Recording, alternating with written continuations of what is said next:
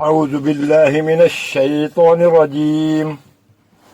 بسم الله الرحمن الرحيم.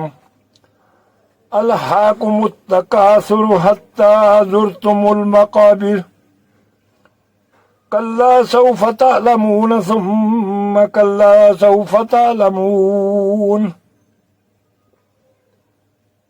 كلا لو تعلمون علم اليقين لترون الجحيم ثم لترونها عين اليقين ثم لتسألن يومئذ عن النعيم.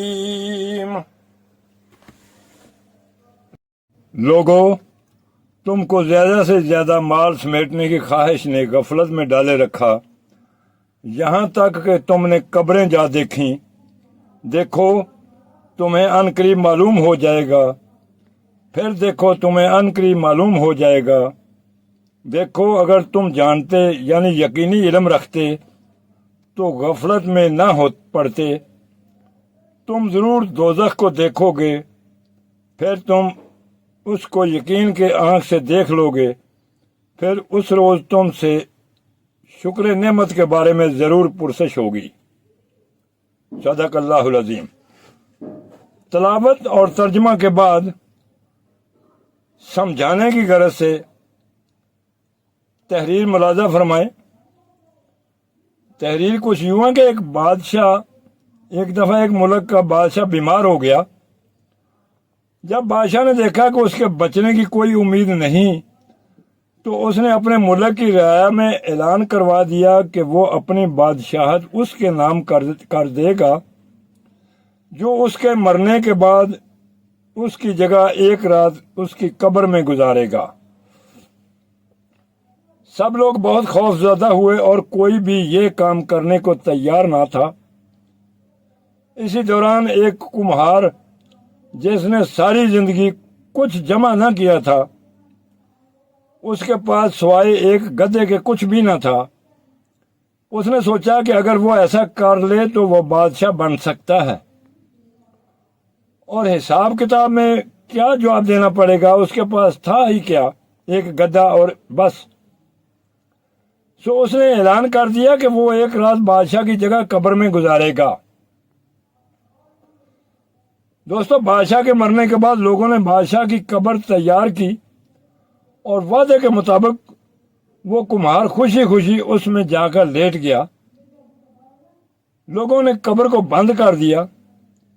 کچھ وقت گزرنے کے بعد فرشتے آئے اور اسے کہا کہ اٹھو اور اپنا حساب دو.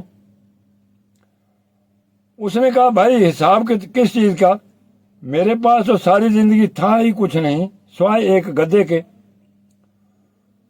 فرشتے اس کا جواب سن کر جانے لگے، لیکن پھر ایک دم رکے اور بولے ذرا اس کا نامہ اعمال کھول کر تو دیکھیں اس میں کیا ہے. بس پھر کیا تھا، سب سے پہلے انہوں نے پوچھا کہ ہاں بھائی فلاں دن تم نے گدھے کو ایک وقت بھوکا رکھا تھا. اس نے جواب دیا ہاں. فوری حکم ہوا کہ اس کو 100 درے مارے جائیں. اس کی خوب دھنائی شروع ہو گئی. اس کے بعد پھر فرشتوں نے سوال کیا اچھا یہ بتاؤ فلاں دن تم نے زیادہ وزن لاد کر اس کو مارا تھا. اس نے کہا ہاں. پھر حکم ہوا کہ اس کو 200 درے مارے جائیں. پھر مار پڑنا شروع ہو گئی، غرض صبح تک اس کو مار ہی پڑتی رہی. صبح سب لوگ اکٹھے ہوئے اور قبر کشائی کی تاکہ اپنے نئے بادشاہ کا استقبال کر سکیں.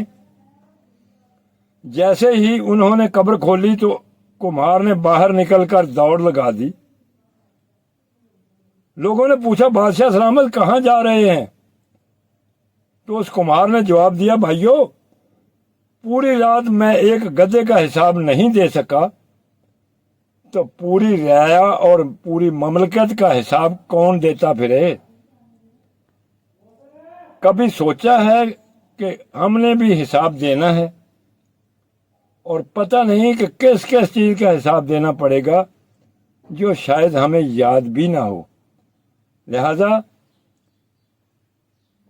اس وقت کے لیے اپنے آپ کو تیار کر لیں، نیک عمل کریں، کسی کے ساتھ کسی قسم کی زیادتی نہ کریں۔ اگر کسی کے ساتھ ماضی میں ہو چکی ہے تو اس سے جا کر معافی مانگ لیں اور اپنا آنے والا قبر کا وقت آسان بنائیں۔ وما علینا الا البلاغ المبین۔ جزاک اللہ خیرہ۔